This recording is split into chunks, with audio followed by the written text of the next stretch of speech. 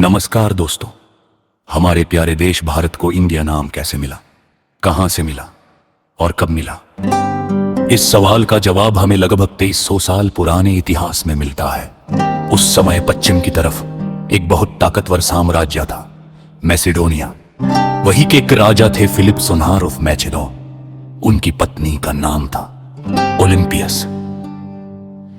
इन दोनों के यहां एक पुत्र हुआ जिसका नाम था अलेक्जेंडर द ग्रेट। कहा जाता है कि बचपन से ही सिकंदर बहुत तेज, साहसी और महत्वाकांक्षी था।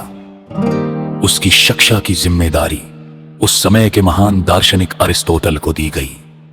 अरस्तु वही महान विद्वान है जिन्हें अक्सर फादर ऑफ बायोलॉजी कहा जाता है।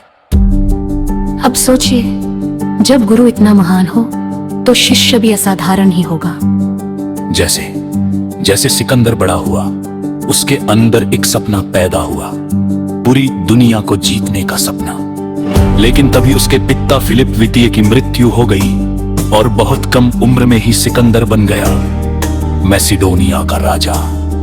राजा बनते ही उसने अपने गुरु अरस्तु का आशीर्वाद लिया और निकल पड़ा विश्व विजय की यात्रा पर। कहा जाता है कि जहां जहां सिकंदर की सेना गुजरती थी, वहां युद्ध के मैदान बन जाते थे।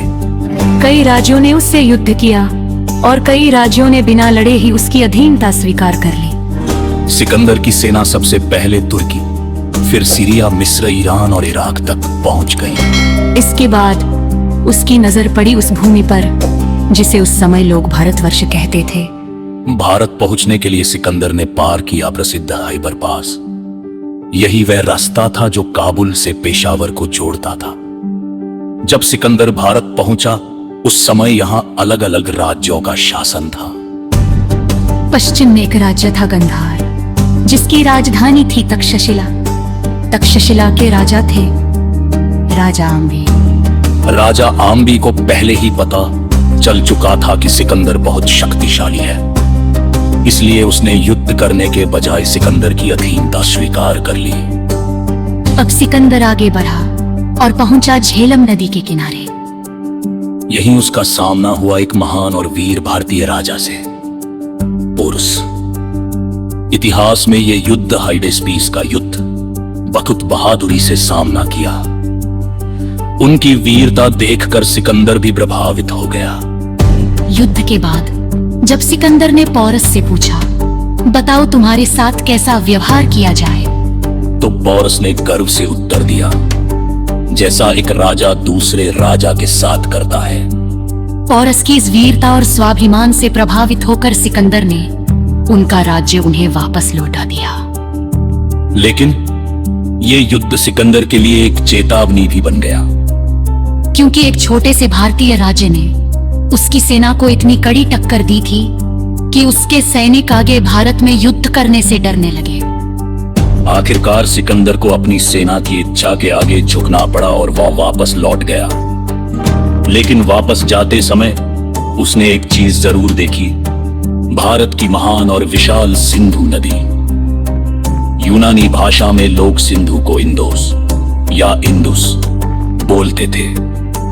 धीरे धीरे सिंधु नदी के आसपास रहने वाले लोगों को इंडियंस कहा जाने लगा और इसी से पूरे देश का नाम पड़ गया। सिकंदर टोल आउट करा, लेकिन उसकी कहानी यही खत्म नहीं हुई। उसके एक सेनापति थे सेल्यूकस निकेटर। लगभग 20 साल बाद उसने भारत पर फिर से आक्रमण करने की कोशिश की। लेकिन उससे वे भारत में शासन कर रहे थे महान सम्राट चंद्रगुप्तधारी। चंद्रगुप्त मौर्य ने सेल्यूकस को युद्ध में पराजित कर दिया।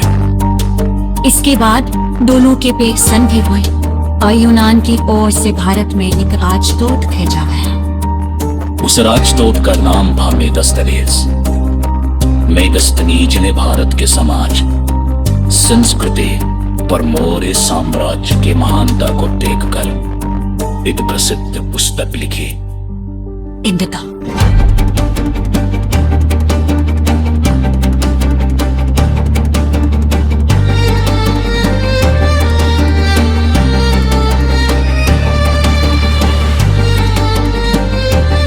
इसी का और यूनानी इतिहासकारों की लिखी बातों के आधार पर दुनिया भर में इस देश को इतनी आराम से जाना जाने लगा।